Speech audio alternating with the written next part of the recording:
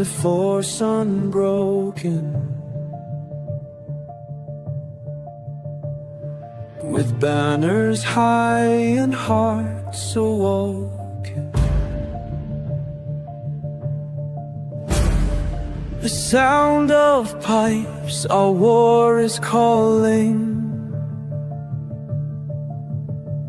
Like thunderous waves, our duty is falling. Stand tall, together we fight, with courage found in every breath.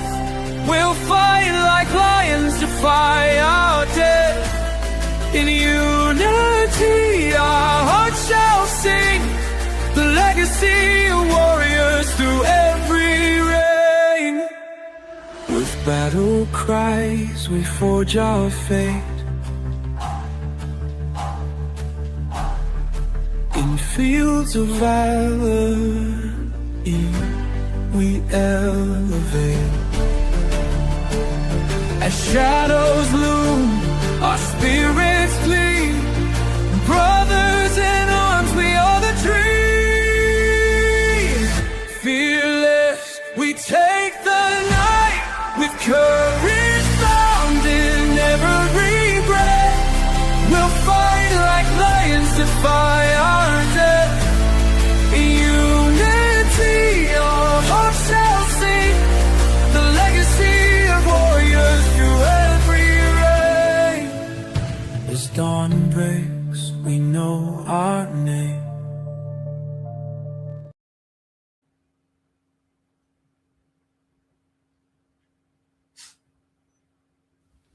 Good morning, everybody, and welcome back. I don't know how else to put it.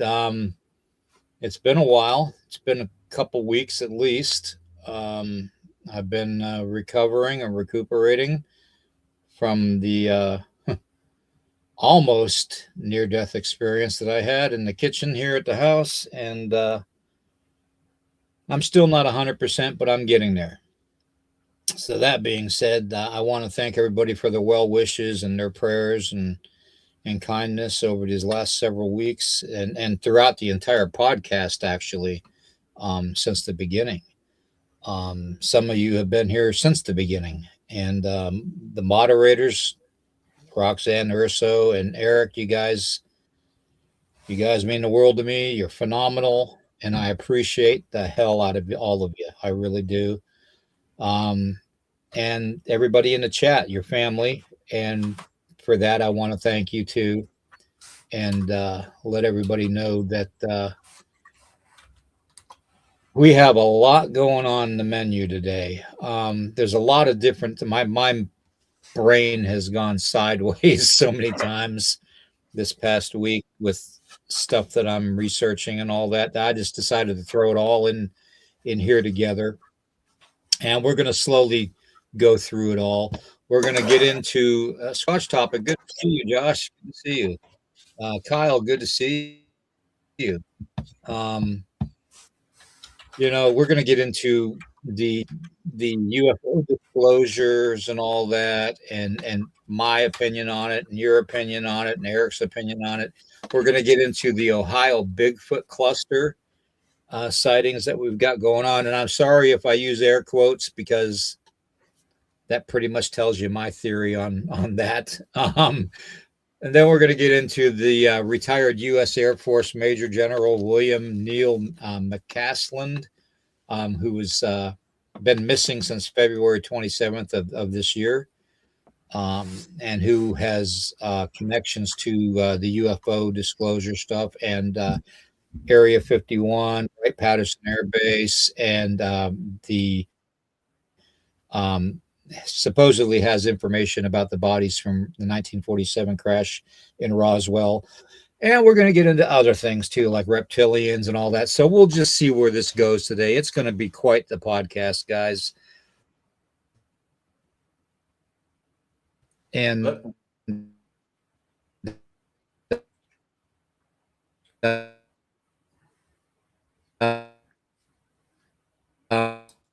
don't know. Is it me or there you are? Anyways, That being said, I have to do the Oh.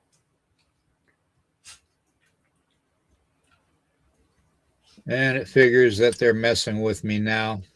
It figures they're messing with me now already. Yep. So We are. as soon as we start talking sensitive information, they start messing with us. That's Yeah. the whole thing, and it's getting ridiculous anymore. Copyright disclaimer is this channel may use some copyrighted material without specific authorization of the owner, but contends that it falls under the Fair Use, which is the Copyright Act of 1976, which makes allowances for purposes of fair use for reasons for such as criticism, commentary, news reporting, teaching, scholarship, research, parody, and entertainment value under Section 107 of the Copyright Act of 1976. Okay. We claim it fair use. So, and it's all my content anyway, so it doesn't matter, including the music. Nobody can claim the music except me. So, to all those trolls out there that try to claim copyright issues on YouTube podcasters, put that in your pipe and smoke it. All right. Anyways, Eric, we are going to get into some really bizarre subject matters, and I didn't want to use that term, but there's so much that I want to go over. But the first thing I wanted to do was I ended the podcast last night, the short podcast that I did on this, and I want you all. Do you all remember? Well, I'm sure you do because we talked about it last night a little bit. The incident of the alleged time traveler that went into the shed as a young man and came out several days later as an elderly man. Okay. And how the owner of the property got it all on his surveillance cameras that he has on the property. And he called the law, and the law showed up. 3 or 4 cops showed up, and they searched the property, including the shed. Didn't find anybody in there. Nobody was found to be hiding anywhere on the grounds, and the kid didn't think anything of it. Maybe he just missed the kid leaving the building. But several days later, the elderly man came out of the shed and looked right at the camera. Well, I want you to think back to that capture of the camera of that elderly man that came out of that shed under that time travel video that was released. I think it was last year or the year before. And remember his face. He had white hair. He had the high cheekbones. I believe he also had glasses on. And he had a thinner chin. Okay. And he was tall, lanky, probably 6 foot tall and maybe 180 pounds soaking wet. But kind of looked like this guy. Okay. Kind of looked like this guy. Okay. This guy, as you all know, or may not know, last night I divulged it. This is the current picture of the retired U.S. Air Force Major General William Neal McCaslin. Okay. 68 years old, who has been missing since February 27th of 2026. He disappeared after leaving his home in Albuquerque, New Mexico on foot for a hike around 11 a.m. Okay. Now, here's the weird thing, guys. This guy looks exactly like that guy, that older guy that came out of that shed. Could this be possibly part of a secretive program in time traveling that we're talking about? Is his disappearance related to that? Okay. And that I put out to you guys to discuss first off. Okay. That's our first topic of discussion. Here is, he was in the Air Force. Okay. And you can see that there's a dramatic difference. And by the way, there was a card game that came out in, I believe, the 1980s that was called Illuminati. Okay. And in that card game, there is a card that looks a lot like this guy here in the Air Force uniform. Okay, except he has a black suit on, like the Men in Black suit. Okay, but he has the white on the sides of his head, on his hair, and the dark hair on top.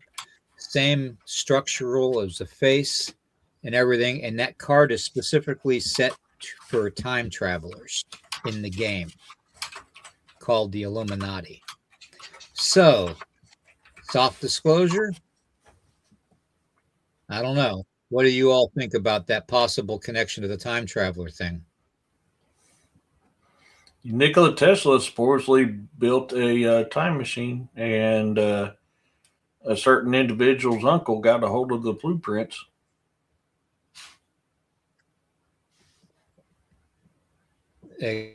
Exactly. And there's that book out there too that talks about Baron Trump, in 1895. So I don't know, man. Make it make sense to me, guys. Make it make sense to me. Make it all line up for me if you can. Put your thinking caps on, okay? Yeah, Jonas, the Illuminati game is very interesting. I haven't thought about that in a long time, to tell you the truth. So, but yeah, I just wanted to see everybody's opinion on it and thoughts on it, if you would, please.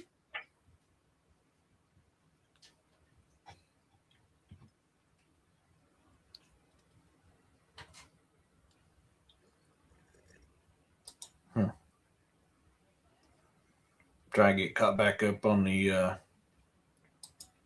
comments here. Okay, I think I'm caught up.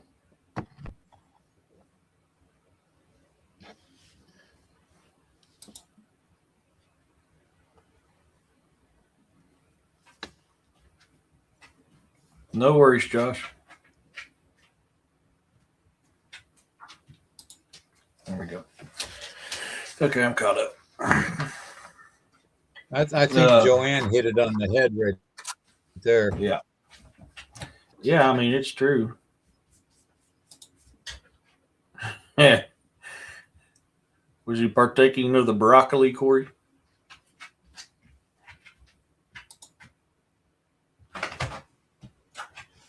Oh, that's cool, Joseph. Yeah, I've got the book. I've got the book on both paperback and on audio. It's a pretty interesting read. I'd recommend people to read it because it really makes you think. What's sad is everything it talks in that book is actually happening today.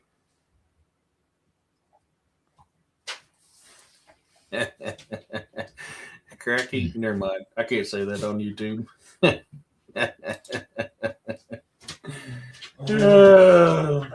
He was a crackhead. Is that what he said? He goes, I was cracking heads. And I was about to say, yeah, you was probably cracking heads. All right. You were getting them highly elevated. Highly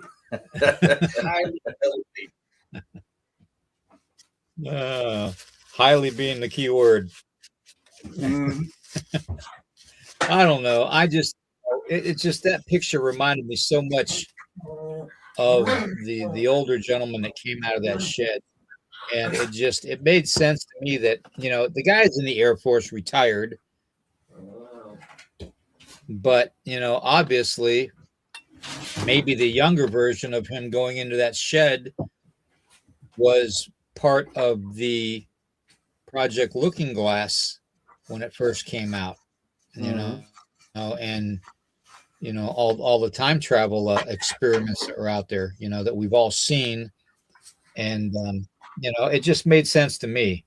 I mean, he was last seen, his residence in Albuquerque, New Mexico was Quail Run Court Northeast. Okay. And he reportedly left his cell phone, his wallet, and his glasses all behind. Okay. And the only thing he took with him was a .38 revolver and his hiking boots. Now, there's only two reasons that you would do that, okay? One is if you're going on a dangerous hike, okay, and you're going to be quick about it because it's dangerous, or two, you're going to do something that you shouldn't even consider, in my eyes, which is a lot of veterans have unfortunately fallen to it. Okay. So, Yeah. Well, and a lot of people don't know what's tied to Project Looking Glass, and that's the actual Looking Glass. Um, they can see events in history and manipulate it to go the way they want it. So, and I'm getting some back feed. Um,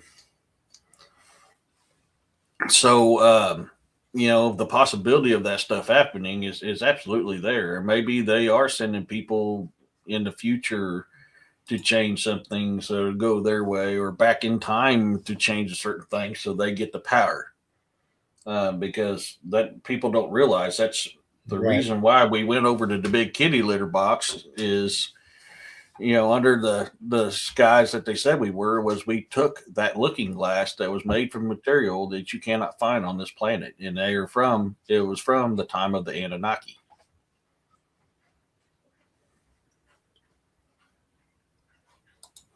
Yeah, I understand that, and I know that, but I find it hard to believe that that's the only reason we were there. They're not going to disclose every reason possible for the military to do what they do. Um, and it's just like the whole UFO disclosure thing, which we're going to get into too. I don't believe for one instance that they're going to be showing us anything unless it's outdated information. Okay. When I had my encounter with the UFO and the missing time and stuff in 1987, I described the craft as a black triangle shaped one with bright red lights underneath it. Well, it dawned on me that it's probably our technology. Mm-hmm. But then again, here's a legitimate picture of that same craft that I saw with the red glowing lights underneath it. Imagine that. Okay. So, I don't think it's alien. I think it's our technology. You know what that looks like? TR3B. Mm-hmm. Yep. And what's so great about that one?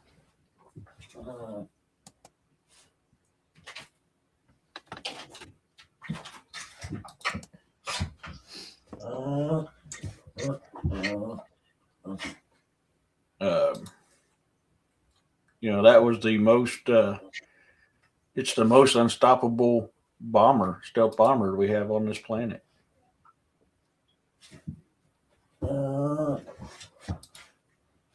Is that from reverse technology? Hey, Stuart. Well, some of the other stuff, some of the other weird stuff that we have going on too with disclosure is one thing that they're not talking about is a lot of the astronomical stuff that people are seeing that is happening nowadays that people are capturing on video, like 2 moons, 3 moons, hidden objects, things like this, that are spotted in the sky. That's not lens flare. That's been proven not to be lens flare. That is literally 2 separate objects that is separated from the body of the illuminated. So, and then you have stuff like this following picture here, which is an object next to the moon. Okay, plain as day. Okay. Now, I know there's going to be people out there that are going to say, oh, well, that's just, reflection and light refracting off of off of the clouds and all that, making that shape. Well, how would something that's an object some million miles away reflect light, moonlight off of the clouds unless it was right on the clouds? Okay, first off. Secondly, this picture here depicts the same object, just farther away from the moon, you know? So, we have a lot of weird stuff going on, and I'm not saying this stuff is actually legitimate, okay? But I've always told you guys to question everything and to do your own research, and that's why I'm going over this stuff today, because God knows I may not be here tomorrow, okay? So we need to discuss this kind of stuff, and I don't see them disclosing this kind of information during the UFO disclosure stuff. I see them backpedaling. I see them making things about more supernatural, interdimensional than actual physical. I don't hear them disclosing anything about gateways and portals, stargates, that kind of technology, which goes in parallel with the UFO phenomena. Are they going to come out with the truth, or are they just going to blow sunshine up everybody's ass? Yeah, and it's kind of like what we was talking about backstage. I think UAPs is the human back engineering, where UFOs is the actual alien technology.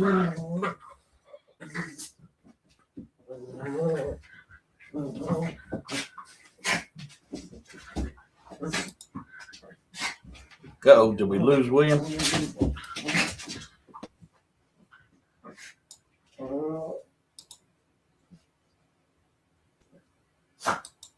Are you there, bro?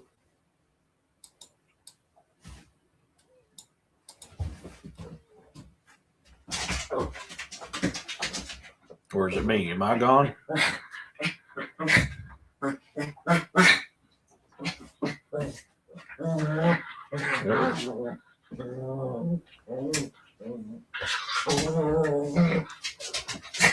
Can you guys hear me?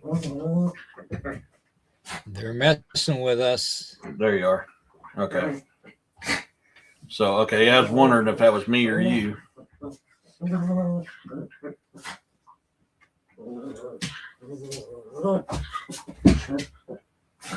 right. You still there, bro? Okay, he's paused up. So yeah, we'll continue on till his internet gets to working. Looks like he might be back. Yeah, there he is. I see him moving.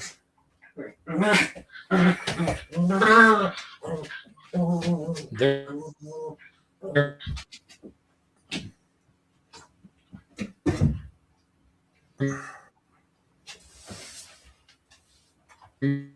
messing with us again. They're messing with us.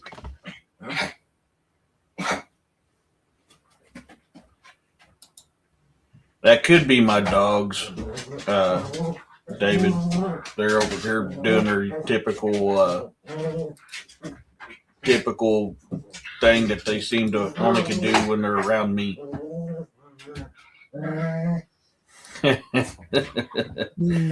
Yeah. Yeah, it's my dog, man. They're going at it at my feet. Hey, can you guys take that to the other part of the house? Well, while I have everybody on and the audio going,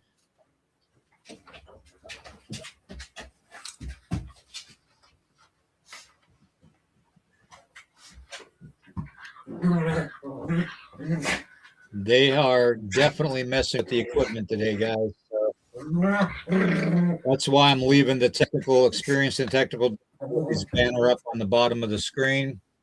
If I get cut out again, I don't know what we'll do. So, moving on from the whole UFO disclosure thing, I want to start talking about the Ohio Bigfoot sightings. The Ohio Bigfoot sightings have been, to me, a thorn in the side. I think a certain percentage of them might be legitimate, very, very minute percent, um, because based off of the way these incidences and encounters have been reported is through a podcaster, not through a reported agency like the BFRO or the ECBRO or the Ohio Bigfoot Research Center or even the Grassman Center there. I mean, there's so many different locations where they could report this type of incidences that actually carries a record. Okay. And those records are used to identify, track, and basically, record progression of an unknown species. Okay. And they didn't do it that way. They reported it to a podcaster first off. Okay. And a podcaster, meaning no offense to anybody, but some of these podcasters just want clickbait. Okay. I'm not about clickbait. If you're here to because you want me to elaborate or exaggerate something, or report something that is fake, I'm not going to do it. Okay, that's not in me. Okay, I stick to the facts and only the facts. I stick to the actual incidences as they occur.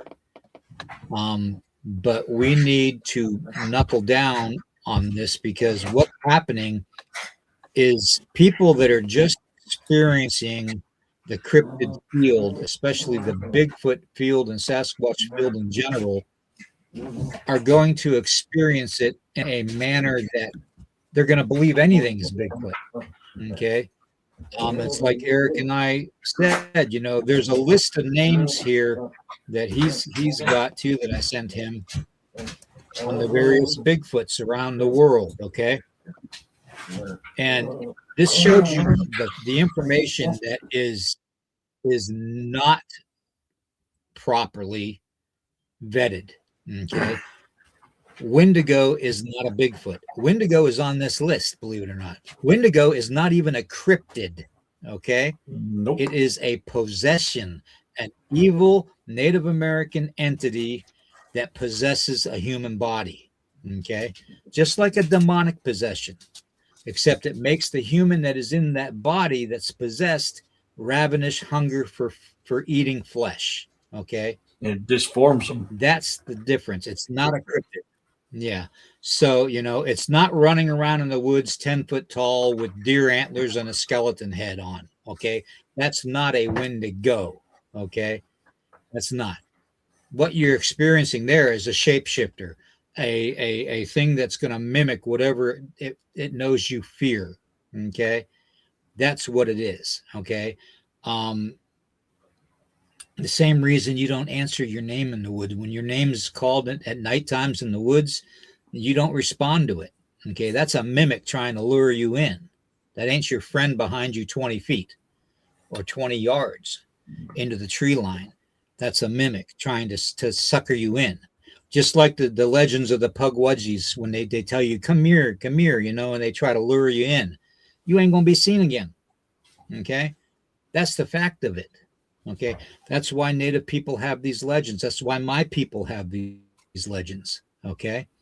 So a lot of this misrepresentation is going on, and they're starting to misguide and influence the novice people coming into the cryptid field too much to where they're going to believe everything is a Bigfoot, everything's a dog man, everything's a Wendigo, it's getting absurd in this field.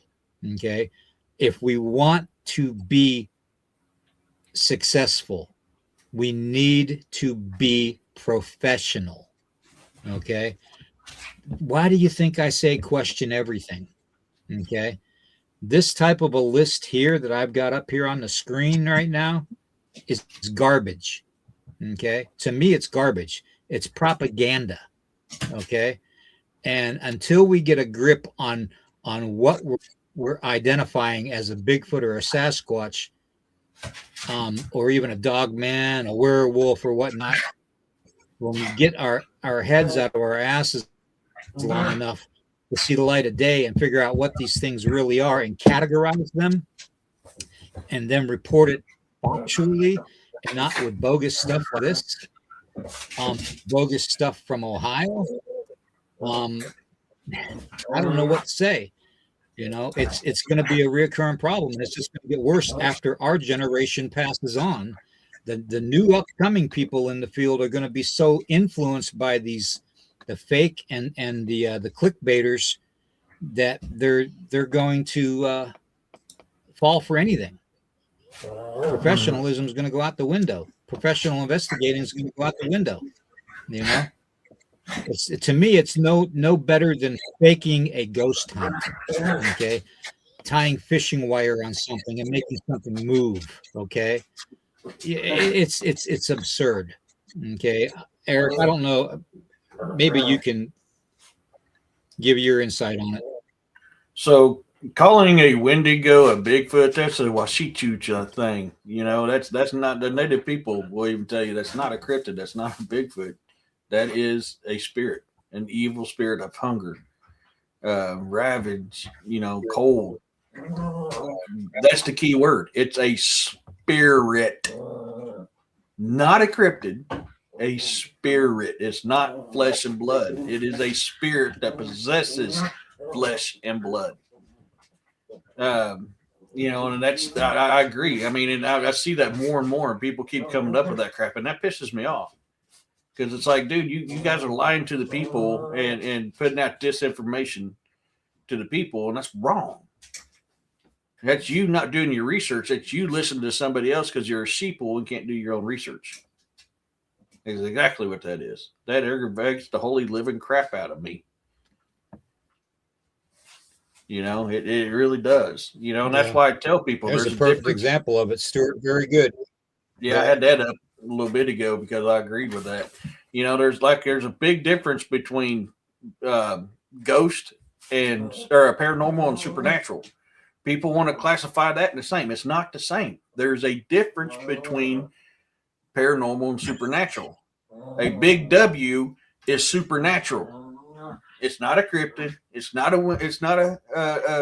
paranormal. It's supernatural. And we have to. I had to laugh with this. Yeah. No kidding. You know. Here we are trying to be serious, and Urso's got to crack a joke. Urso's being Urso. Get off your side. Get off your soapbox, boys. Listen to this. The great squirrel squatch. It's just, you know, it's a Washichu thing, you know? I mean, sorry. Yeah, not sorry. I'm offending some people, and I really don't care. Yeah, I really don't care. Hey, Jessica. But we got to stop doing that stuff. We have to be honest about things. I've seen a few of his reports. Michelle, it's good to see you. Michelle, I believe we have. Yeah, we have actually questioned it. I was working with my contacts in Pennsylvania and Ohio, and also with Bill Rigby and the Ohio group there. That we basically disputed it and debunked the majority of the sightings, okay, and reports, because first off, there was no evidence of this mass Bigfoot sighting, no photographs, no videotape, no record of reports that were filed. The reports were given verbally to a podcaster. It just, you know, it doesn't jive. Okay. You know, you put lipstick on a pig, it's still a pig. And that's what we have here. Okay. We have lipstick on a Bigfoot, and it's not a Bigfoot. Okay. Yep. So they're dressing it up for clickbait. Okay. Mm-hmm. And this is going to happen and occur unless we get a grip on each individual state and have a viable reporting system made up for each individual state, not just the BFRO doing the nationwide report. Each individual state should have their own reporting system. Okay, like the ECBRO should be doing the reports from North Carolina, Virginia, West Virginia, into Maryland, areas around its location. Okay, up into Pennsylvania. Pennsylvania's got some really good groups up there. Josh, you know darn well what you're doing there is phenomenal. John Stass, John is up there. He's doing a good job. Gwen Purcell's up there. She's doing a fantastic job. We have all these bright, intelligent, well trained professionals out there investigating this stuff that had their own encounters. And, we need to get everybody together and just make a viable reporting system. Okay, something that's going to stand up to ridicule and to the investigative tactics that we have. Okay, a lot of us, when we have sightings, we don't have, back when I had my first sightings, as a 13 and 14-year-old, and a 10-year-old, I didn't have a camera phone. Camera phones didn't exist. Okay, so I had to do it verbally. All right. But the fact of the matter is, if there was a way to report things and to record things and have a history documented of it, it would make it a lot easier and a lot more professional for everybody. Yeah, run it like MUFON. Exactly, David. Exactly. And I'm a firm believer in that, because we're going to have hoaxers and fraud people coming in and disinformation people coming into these groups all the time. They do it all the time. I see it on social media all the time. Okay. Daryl Denton, a very dear brother of mine, his group was infiltrated. Okay. And he knows the individual I'm talking about, I believe, several other groups were infiltrated. So, we've got, Jessica's another good one. Thank you for being here, Jessica. Jessica's in Georgia, Alabama area. We should have people like her in that area as a group collectively making reporting systems. And not just for Bigfoot, but have a separate one for Dogman, have a separate one for orbs, have a separate one for, this, that, and the other weird stuff that happens when you deal with cryptids. We need to have a complete state-by-state reporting system, not one or two groups nationwide to report to, okay?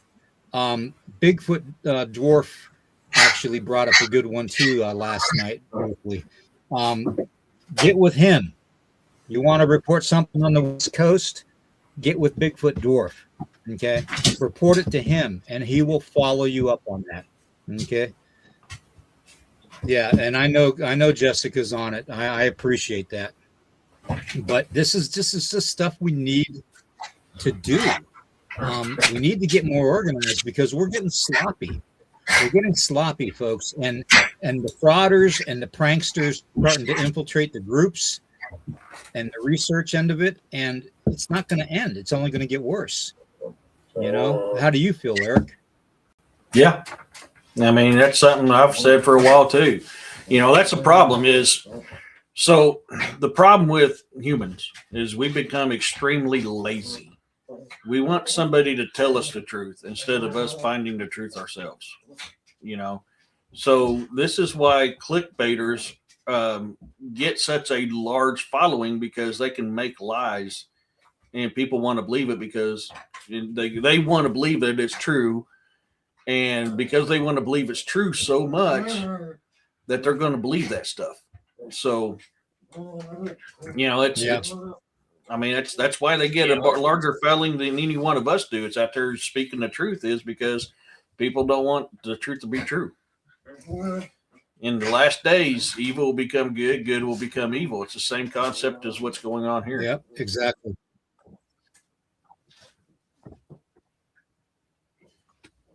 Oh, thank you, Roxanne. Exactly. I mean, you think about all the unreported sightings, and then here's another thing too. You got to consider too. The reports are going to increase.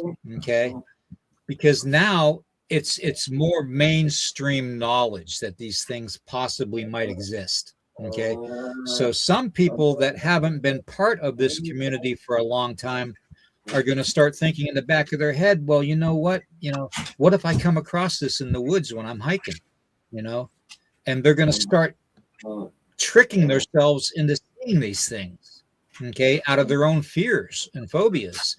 And that does happen, folks. That does happen. It's called manifestation. Okay.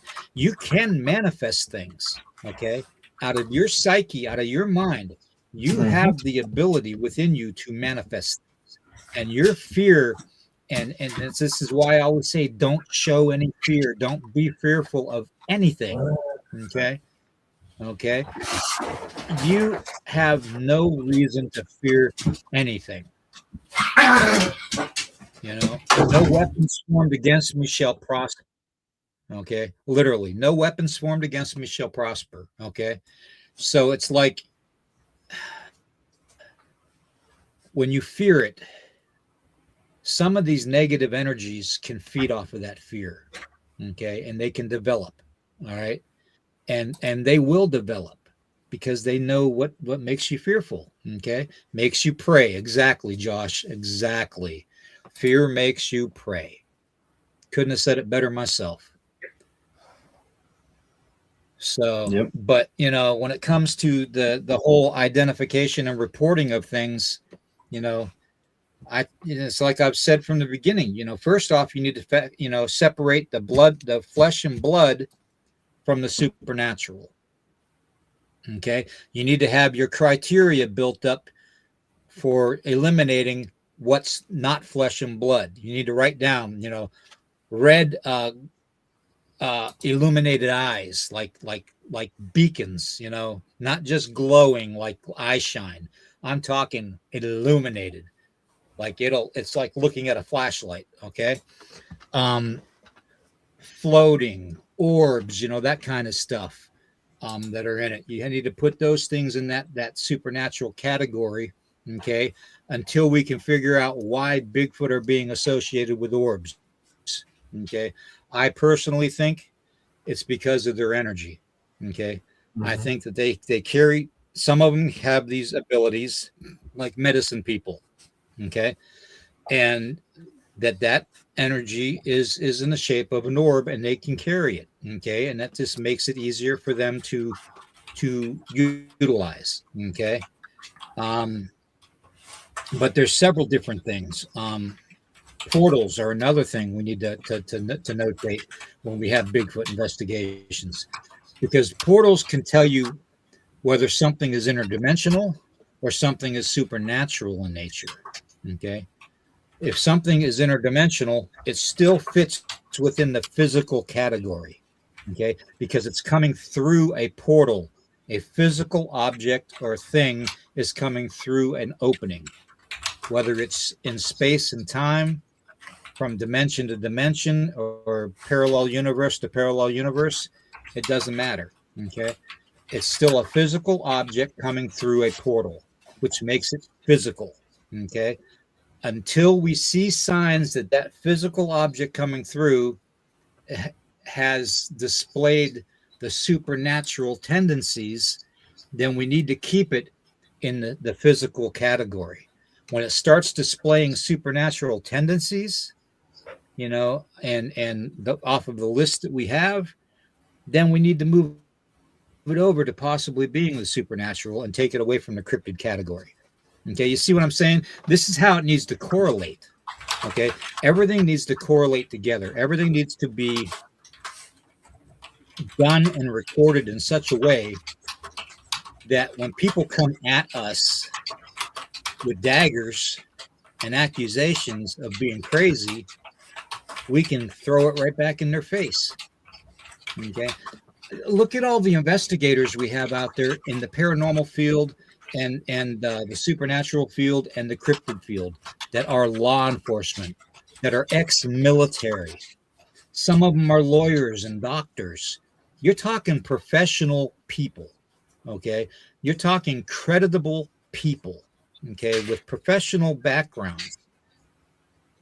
Let's give them credit where credit's due. Let's put together these individual state recording systems for recording cryptid sightings and other unusual events, okay? And let's make it viable across the board, so when one state next to another state starts occurring, incidences and encounters and starts recording them, they can go to the next state and person in charge of the records and say, has this happened here?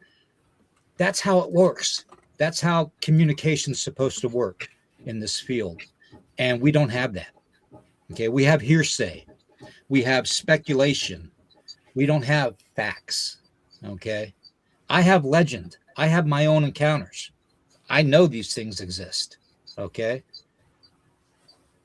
so I can interpret what's physical and what's not because of my encounters. Okay, but a lot of these novice people and these newcomers, they don't have that ability. And until we get a viable system set up to help them out in the future when we're gone, I think that if we don't do it that way, things are going to fall apart. What do you think, Eric? Yep.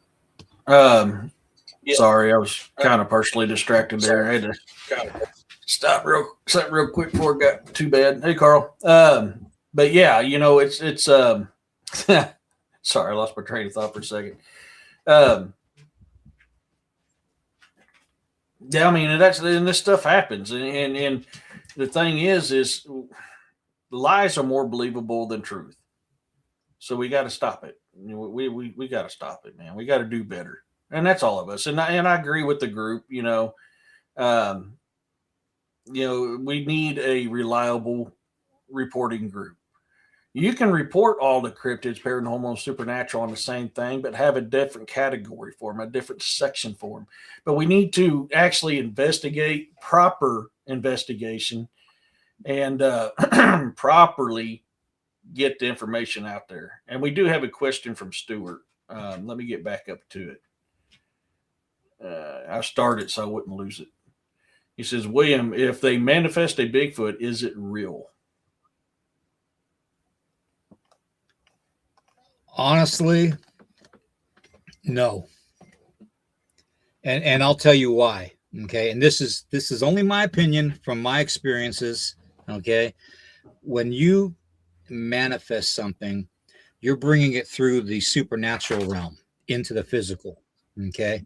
Which makes it mystic, which makes it a mystery of the supernatural. It doesn't make it flesh and blood. Okay. It just because think of it as a holographic image. Okay. Think of it as a holographic image. You in front of you, you see a Bigfoot with red glowing eyes standing there, or a dog man with red glowing eyes standing there. And it's something that you really didn't want to interact with. Okay. Or in some cases, it's something that you do want to interact with. Okay. Be it good or bad. Okay. When you manifest something, that manifestation doesn't just come from here. Okay. It comes from here. Okay. Your first brain, your heart. Okay. And even when I do manifestation prayers and stuff, like last night, and I got to tell you about this too. Last night I did a prayer. I was praying at about 1:30 in the morning Eastern time, and I really felt like it was powerful. Okay. And do you know that about an hour from me, we had a 1.4 earthquake?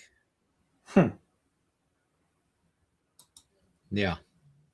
So manifestation is real. The power that is within us for our mind to perceive something and to manifest it, it may take time. It's not going to happen right away, but the more you fear something and the more you think about something, the more your ability is to manifest it.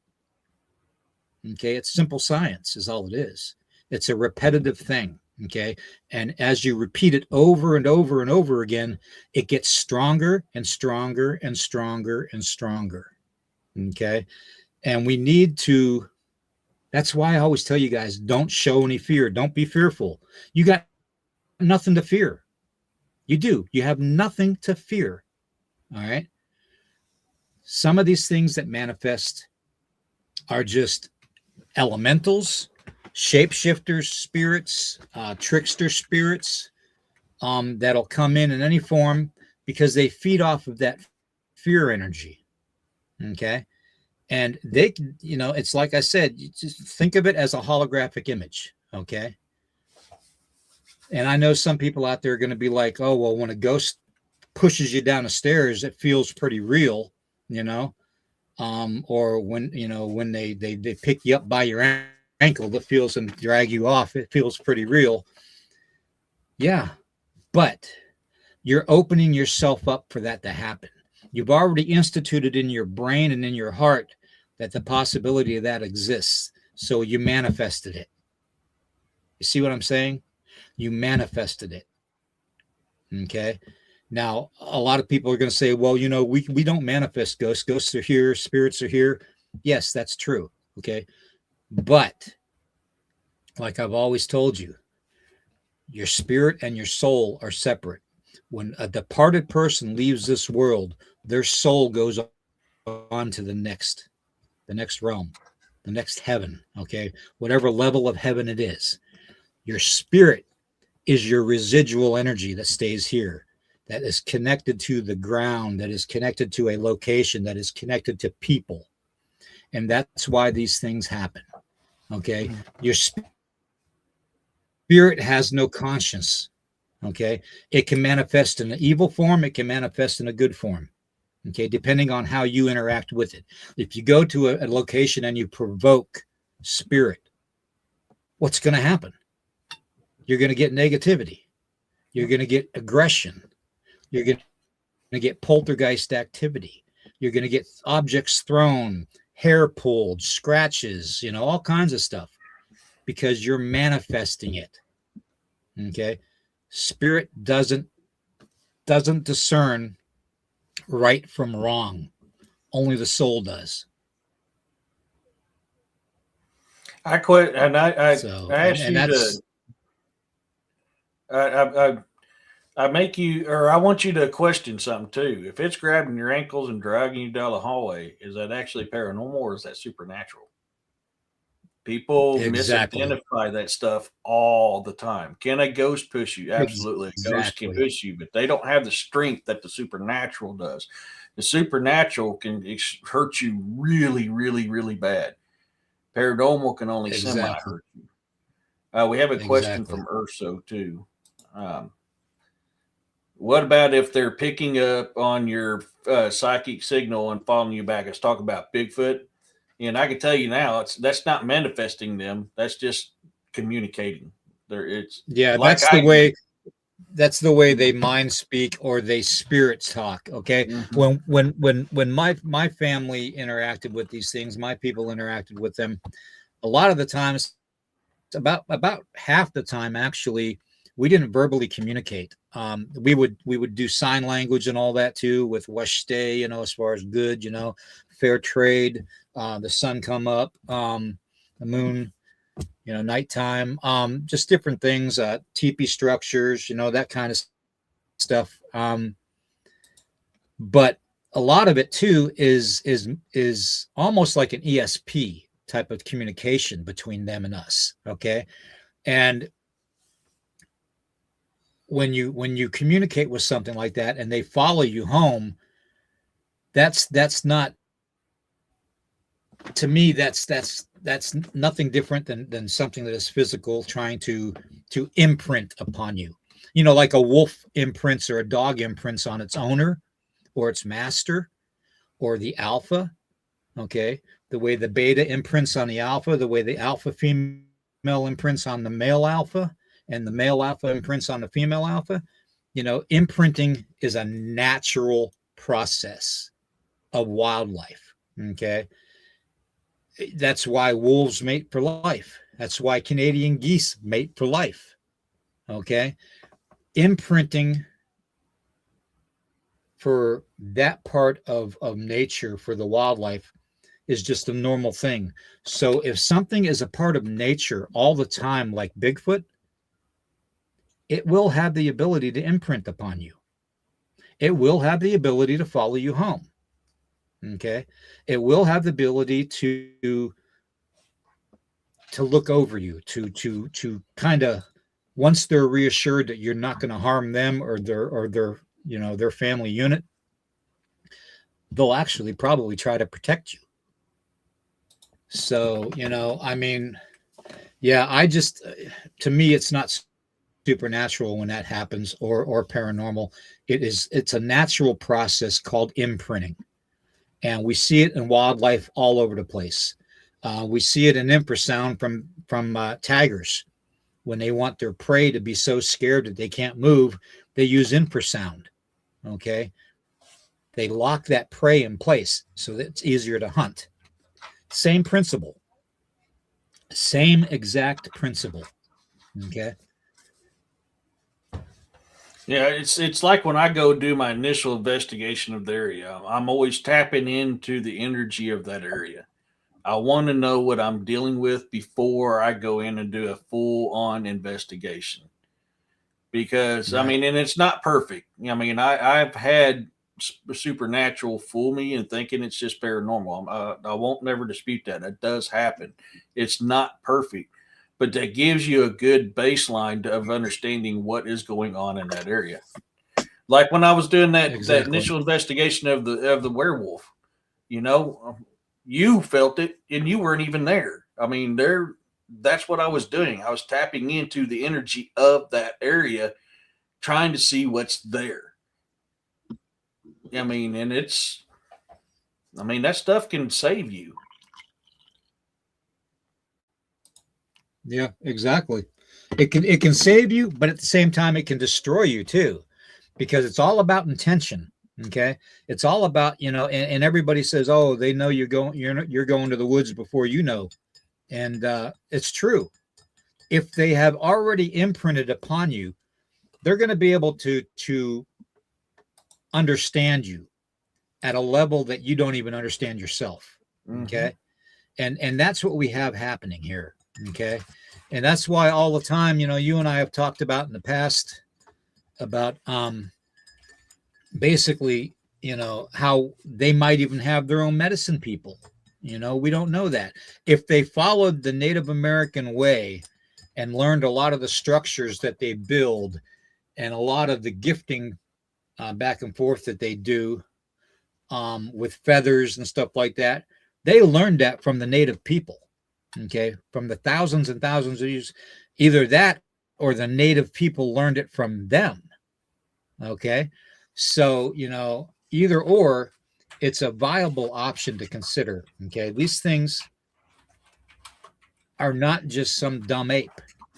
Okay, but yeah, you need to get back on to what we were talking about with the recording system and stuff. We need to really follow through with that. Each individual state, it's a must. We have to.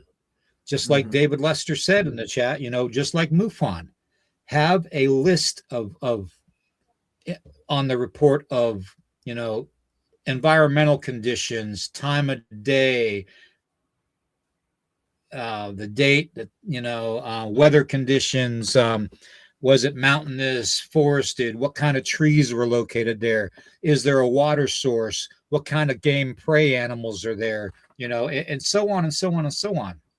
And then go into the physical features of what you saw, and the actions of what happened during that encounter. Did you observe it carrying an orb? Did you observe an orb in the area? I mean, just different types of things to categorize it better. We need a better system of doing this. And, until we do as a collective, it's going to take a lot of us old timers to do it. It's going to take people, like Matt LeBlanc. He's another one. How about well, Jessica? She knows a lot of people that are just out there. Josh, he could Bigfoot dwarf. We all need to get collectively together and get this criteria situated for each individual state. Because then, like I said, when we're going to report, we have reports coming in at a certain location within a state. If it's near another state, you can coordinate with that neighboring state on whether they had the same issues, and the same encounters. And it's more viable. It's more productive that way. And it really needs to be done on a mass level across the United States and Canada. It really does. Yeah, I agree. Michelle has a question for you. What's that? Which type of trees do Bigfoot's coming out of or standing next to with orbs in their hands? Near or with orbs. Okay. Here's the thing, okay? Everybody thinks that they come out of trees, okay? Here's the thing. When you're dealing with a lot of encounters, you're dealing with pine trees, okay? They love pine trees. Pine trees, you get your vitamin C from pine trees. You can get your nuts from pine tree. You can get, your proteins and stuff. You can get your shelter from pine trees. You can hide effectively under pine trees with the soft bedding from the needles. Okay.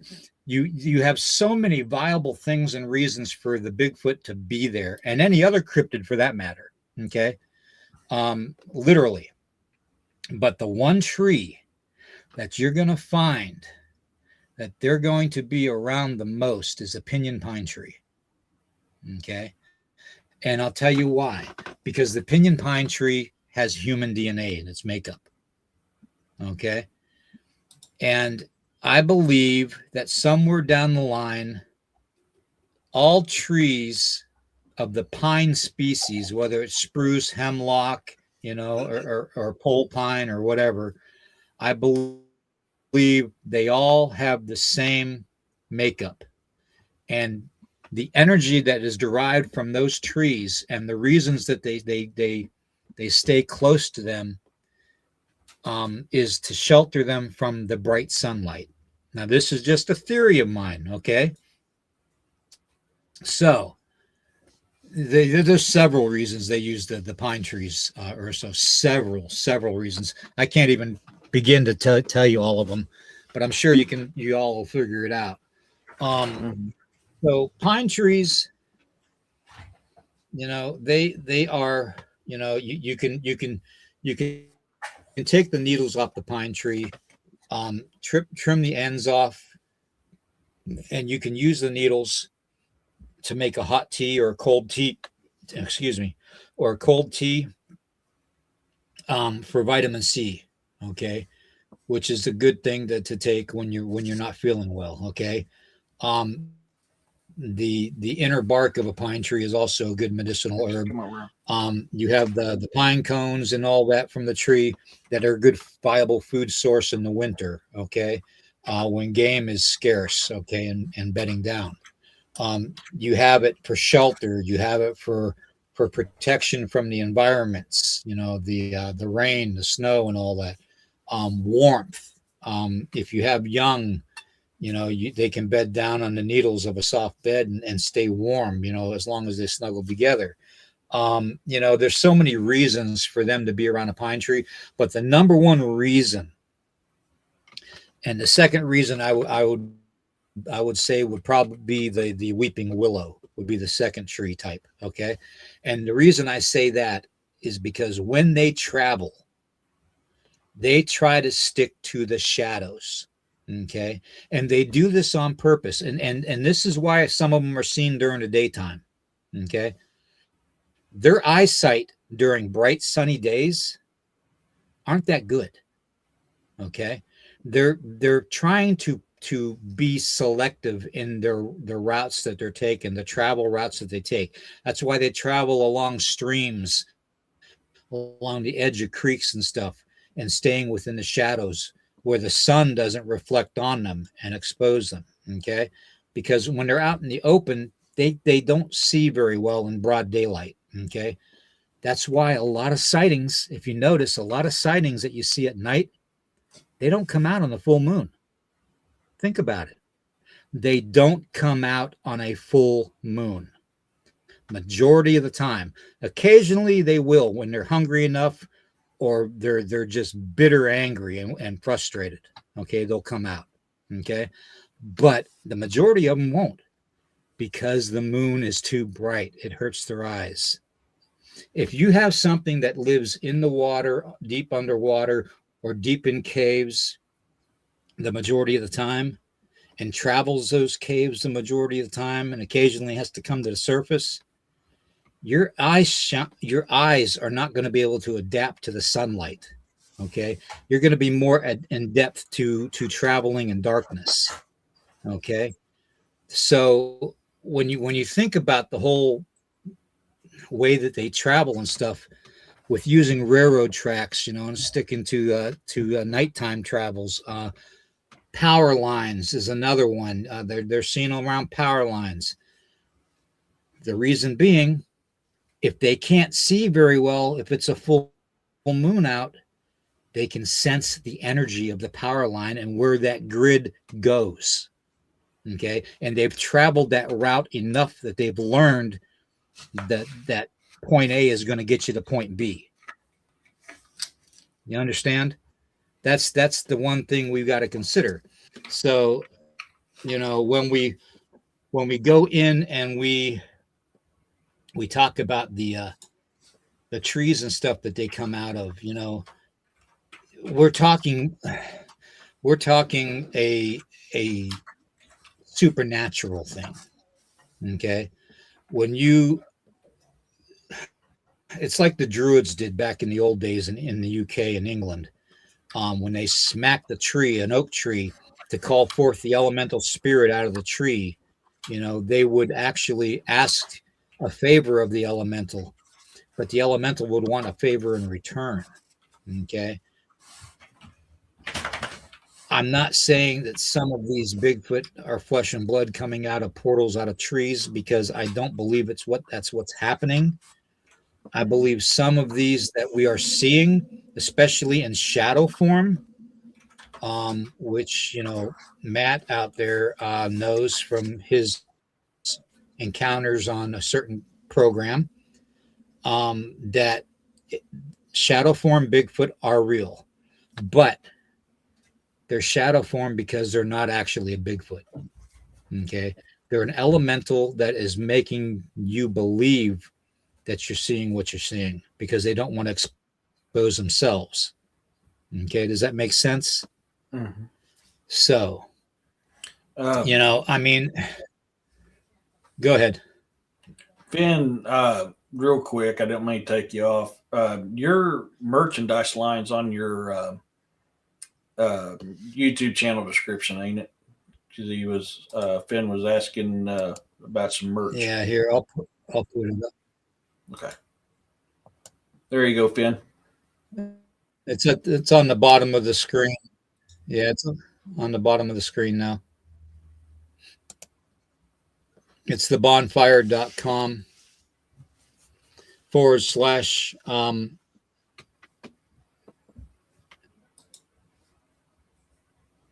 and you can go to bonfire.com. You can go to Into the Red Rabbit Hole, and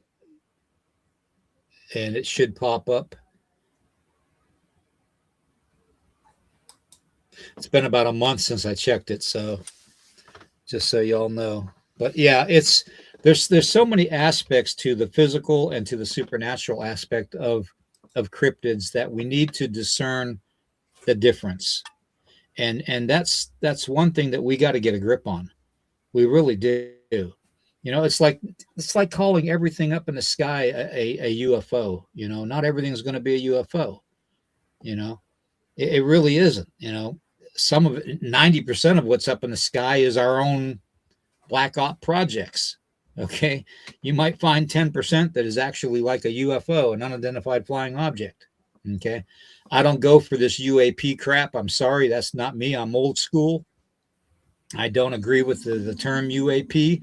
If you want a UAP, you should be a weatherman. Okay. Because to me, that's what it is. It's a weather phenomena. Okay. So, it's not a UFO. So I think they should eliminate that altogether. But I mean, there's so much that we have got to learn in the field, and we need to understand that the only ones that are going to be able to teach this stuff are the elders and stuff of the community. And as long as I'm here, I'll try to explain it as best as I can. I'm not a linguistic person. I'm not an English teacher. I'm not a professor. I'm nothing. I'm not a biologist. I'm just an old Native American guy who grew up around it. Okay, and learned from my legends and from my people. Okay, and was passed down the information from my father's father to my father to me. Okay. And now that over 60 years old, I've started to realize that I need to pass this information on. And that's why we do this, Well, and there's so many legends out there, and that's the thing is I say this all the time, and people don't. Some people take to it, some people don't. You need to research ancient history.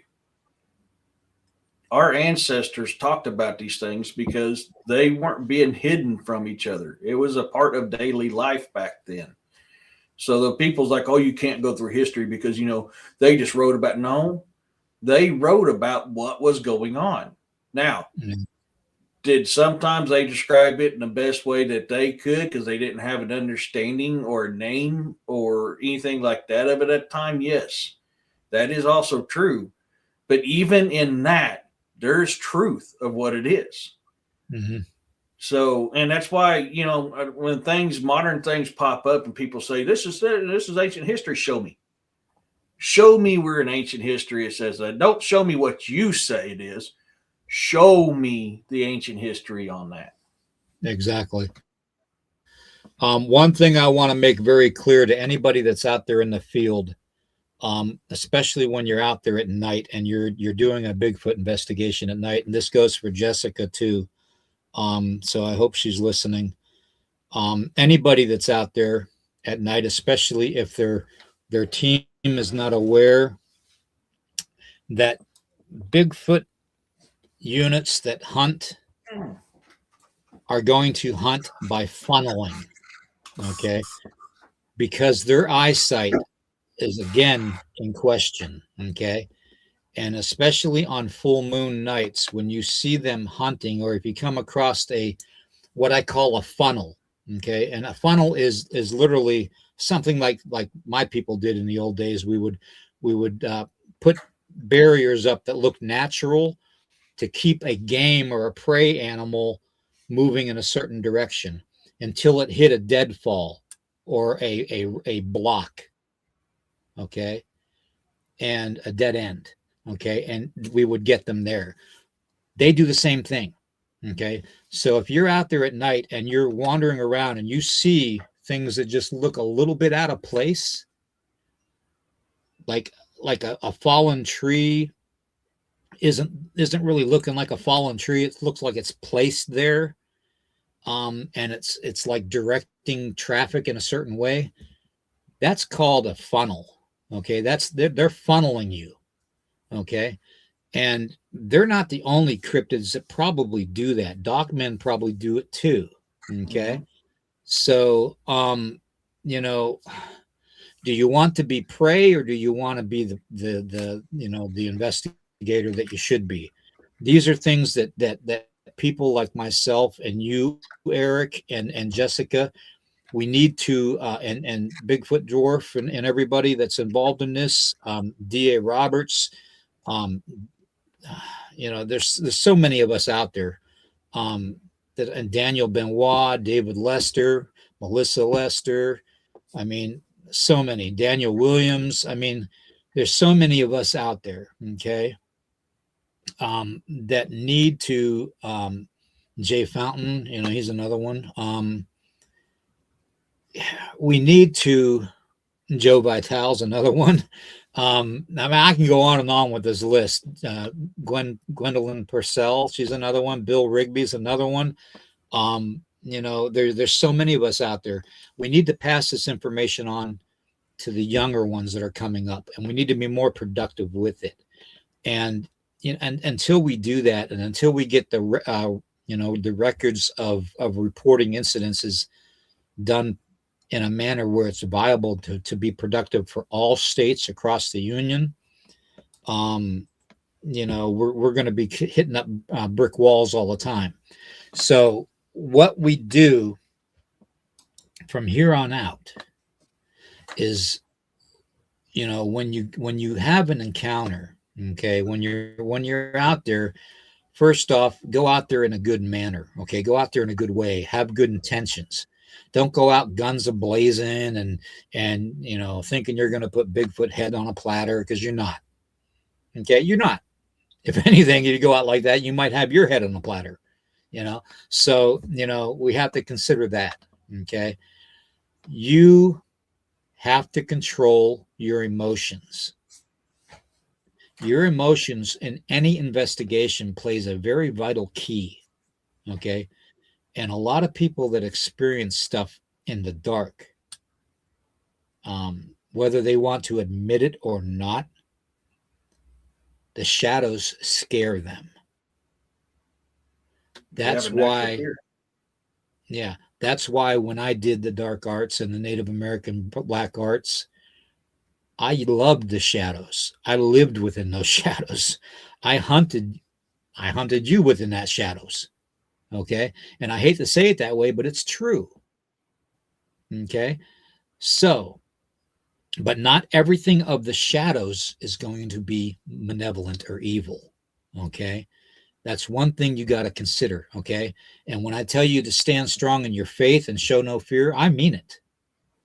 I mean it, because they sense it too. Okay. Like I said, they're not just some dumb ape. Okay.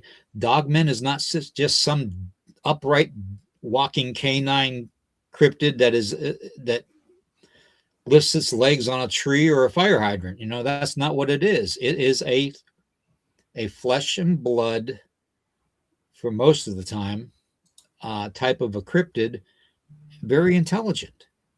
Okay. So we have to keep that in mind. We have to be observant. We have to remember that when an elder tells you that you got to watch out for these pitfalls or these funnels, these dead ends, these dead stops, when we start realizing that certain things are placed in the woods a certain way for a certain reason, because you could possibly be the prey, then you start to understand that you're dealing with something a lot more intelligent than just some dumb animal. Okay. And that's where we need to be with these new people coming up. We need to take them under our wing and we need to teach them. That's the only way this investigating cryptids and the paranormal and the supernatural is going to survive. It's the only way. Okay. Mm-hmm. I wanted to kind of piggyback on something you said earlier. And this is a scientist coming out in me on this. You're talking about they don't, daylight. They don't like bright daylight because people forget how big their eyes are. The bigger your eyes are, the more the light's going to come in and the more the light's going to affect you. Exactly. And how many times have you had reports of daylight sightings where the eyes are a dark color? Okay. Mm-hmm. What does dark do? It absorbs. Mm-hmm. Okay. You don't go out in 100-degree temperatures in the middle of a desert wearing a black t-shirt and black jeans. Yeah. You know what I'm saying? It's the same principle. Same exact principle with them. Mhm. Okay. So, we need to take these things into consideration. Okay. And I'm not saying that all of them, I'm not saying that all of them are the same type or the same species. Okay. Because my thoughts on that, Eric. My father taught me that there's 4 distinctive types, you know, Mm-hmm. and, I'm a firm believer that there is. Okay. Oh yeah. And, each individual type is going to have its own limitations. Okay. It's going to have its own abilities in the environment that it's in, but it's also going to have its own limitations from the environment that it's in, Mm-hmm. if that makes sense to anybody out there. Okay. So, you know, we need to consider this. Okay. We really do. So, Yeah. If we can see in the dark, they can see in the dark way better than we can. And we can see in the exactly. dark. I travel my woods in the dark all the time. I can see in the dark almost as good as I can in the daylight. It takes Yep. 30 minutes for our eyes to adjust to the dark. The only time you can't see in the dark and you still kind of semi see is when there's no moon. But if there's any source of light, we can see in the dark. We're designed Exactly. to. And they're And way more proficient about it than we are. exactly. And you know why their feet flex so much? Okay. Their feet flex so much because that is a method that we flat-footed native people have used to walk on the balls of our toes when we want to be silent and leave no track. Okay. We walk on the balls of our feet because if we walk with the heel to toe like a plantigrade, you cause more sound, you cause more of an environmental um, impact. Okay. So you leave more sign to be followed. Okay. They're just as smart as we are. They learned from us and we learned from them. Okay. So their feet are designed to be flexible, more flexible than us. Okay. The only reason we're silent in the woods when we walk on the balls of our feet is we're not 900 pounds. Okay. So, we have to consider that. All right. What? They are designed for their environment. And unfortunately, you're not. So you have to remember that too when you go out. You have to remember you're not designed for the environment. They are. Okay. They are the environment. All right. And as such, you got to give it respect. So, Riddle me this. What is one advantage moccasin has over a modern shoe when you're trying to be stealthy in the woods? no hard sole. Which allows for Flexibility. flexibility. You can also feel what's underneath you. So if Yeah. you go take a step, you'll go, oh, wait, that's a twig. If I step on that, it's going to break. You pick your foot up and move it. You feel I'll tell you things what. with the Yeah. moccasin that you can't with the shoe. Exactly. When I ran through the woods at night, and a lot of times when I was growing up, I wore moccasins. But even a lot of times I wore sneakers too, because the times being what they are. Um, Either or, when I ran on the balls of my feet in the woods, especially at nighttime, and I ran through swamps areas and stuff like that where I grew up. So, I mean, I ran through it all. I got mud head to toe, leeches and all kinds of crap. Um, I never made a sound. I never made a sound. My foot, my balls of my feet and my toes would hit the ground just long enough in a minute second or part of a second, a fraction of a second, to that the velocity of my impact would push me off almost immediately. So technically, my foot would never hit the ground. Okay. It was like I was running on air. That's what they do. Okay. And the best way that I can describe a lot of people's reports of seeing them floating or gliding or being ninja like, that's what we do. Native people have been known to do that. Okay. So why wouldn't they? You see the correlation that I'm trying to put out there to everybody. There is a correlation. There is a way that it's all connected, from the stick structures to the trail markers, to the hunting, to the eyesight, to the tree type, to everything. There is a pattern. And what have I always said about patterns? Find the pattern and you'll find the subject. It's the truth. Okay. Yep. I gotta let you down for a minute. Sorry, gotta let him down for a minute. My armor's getting tired. That's okay. But yeah, I mean, we got to consider this type of stuff, and this is stuff that I don't know if our native ancestors learned it from Shiai Tonka, or if Shiai Tonka learned it from them, or they taught each other how. But I mean, there's a reason why the native people, done things a certain way, because they learned. Exactly. Exactly. I just wanted to cover a few of these things, just because to me, it makes sense. And I'm knocking things over here because I'm a freaking bull in a China gallery. He's on the warpath. I got no couth.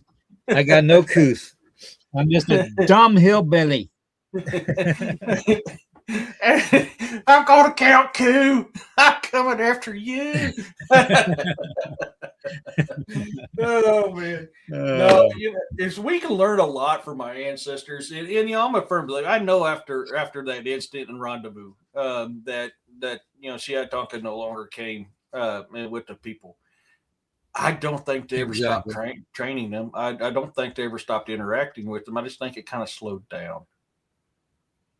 I just think it's like, okay, we messed up. We still love you guys. We're still familia. We're still family. But we made a mistake, and because there's too many stories, even after Rendezvous, where the native people still interacted with Shiai Tonka, and Shiai Tonka interact with them, but it was on a very small scale. So I really think that even though they were still upset about what happened, they never stopped believing. So if you are pure of heart and you're one of nature, a child of nature, I believe they're going to interact with you and help to teach you. Speaking of child of nature, you got a child of nature that's giving you tongue right now. I know. Roxanne's She was talking about that earlier too. That's why I was laughing earlier. I'm at least anyways, I just someone. I want to end it with this, guys.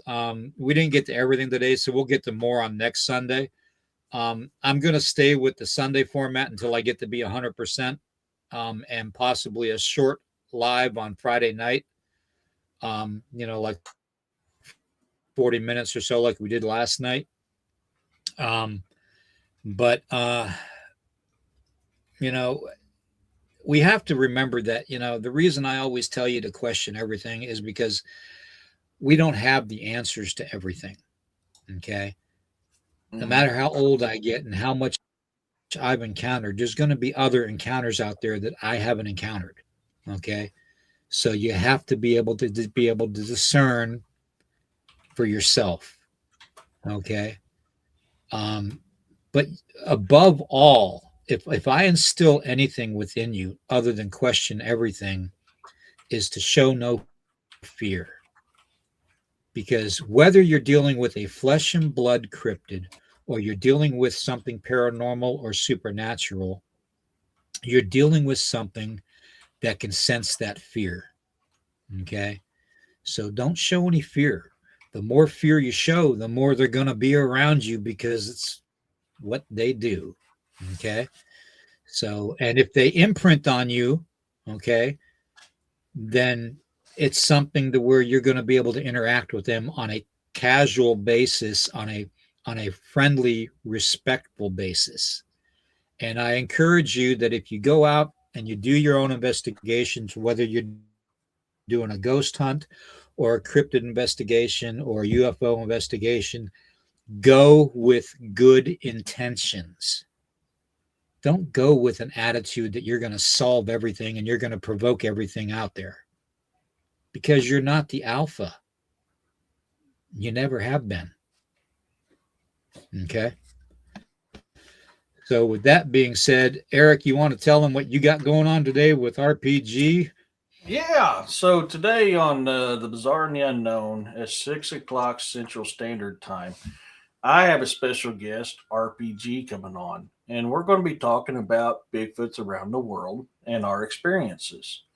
It's fun. RPG's been on many shows like Expedition Bigfoot, Finding Bigfoot. And he's been on a lot of TV shows, so it's going to be great having him on. It's going to be fun. I found out what today originally was going to be the Q&A panel, but I found out what happened. For some reason, my message didn't send. I reached out. I do have the Q&A panel. We are going to do that next Sunday. Right now, my panel consists of Jesus Payon Jr., Corey Cole, Marianne from Missouri's BFRO, Jeff, and my good brother from Kansas, St. Local. So I have a new panel this time because I want to try to change it up every time I do these Q&A panels. But it is confirmed. We are on board, and so it's going to be a good panel. It's going to be a good panel, but that'll be for next week, being I kind of messed up a wee little bit. And I did have one person that couldn't make it, and Corey Cole was gracious enough to fill in for that person that couldn't make it. So I'm excited. But why I keep looking at my phone is RPG's been texting me, making sure everything's still good for today. So I apologize if I get distracted from time to time. I've been trying to keep up with him, but he will be on the show. You tell RPG I said he's a hard person to keep up with. So, dude, that guy is active, man. I wish I had his energy. Man, that dude is everywhere. I wish I had half of his energy right now. Let me tell you, and that's after drinking a pot of coffee. So I'm saying that. So his personality is awesome too. I mean, he's just a guy that loves life. He's a guy that you gravitate around because he's really positive. He's a good guy. So I'm looking forward to this. We've been trying to get together to do a show, and between what I've had going on and what he's had going on, it hasn't worked. So, and then I come to find out over my stupidity, not realizing my phone wasn't sending out messages like I thought it was. And I had to come up with a new one. So, but yes, RPG will be on tonight on the Bizarre and the Unknown on YouTube. I'll be in a chat. Picking on them. Sweet. So sweet. Just remember that, when we deal with these subjects, and, we talk about the cryptids, especially depending on the environmental situation that the cryptid is located in, you're going to, like I said, you're going to have your cryptids that's going to have its deficiencies in some areas that it just couldn't adapt to the environment, like the bad eyesight with some of the Bigfoot. Okay. And why they travel at night and why they stick to the shadows and why they stick around pine trees and waterways. And, even in daytime hours, why they're spotted so easily. Because A, they're so big and massive, and B, their eyesight isn't as good as, what it would be at nighttime. Okay. Well, so, and that's just something. Yeah, that's just something that I've experienced, okay, over my time, over my 60 plus years of dealing with them.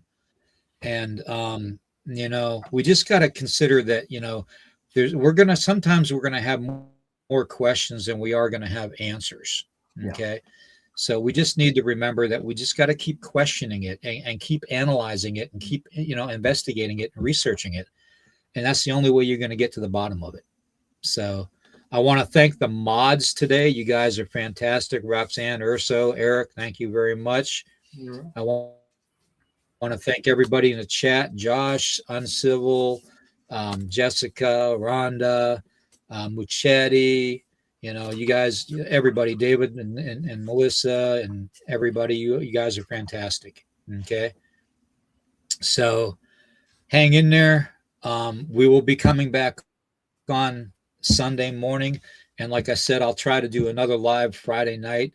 You know, probably about 40 minutes or so on some of the other bizarre stuff that's going on today. So I guess we'll see you next time. Okay. Everybody, you take care, be safe, and question everything. Peace, love, and blessings, everyone.